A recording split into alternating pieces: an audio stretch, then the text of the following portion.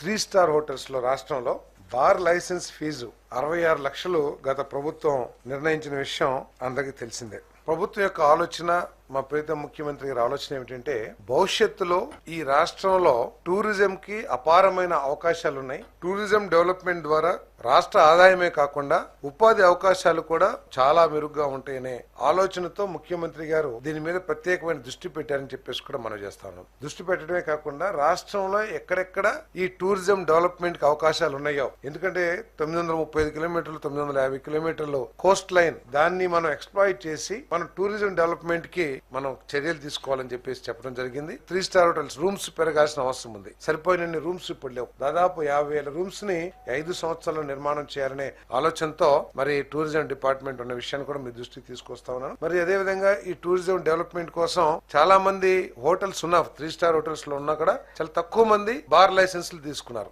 ఎందుకంటే ఇది 66 లక్షలు ఉండటం మూలంగా లాభదాయకత కాదనే ఉద్దేశంతో వాళ్ళు తీసుకోలేదు. మరి 66 లక్షల నుంచి బార్ లైసెన్స్ ఫీజుని 25 లక్షలకి తగ్గిస్తూ ఈ నిర్ణయం తీసుకోవడం జరిగింది.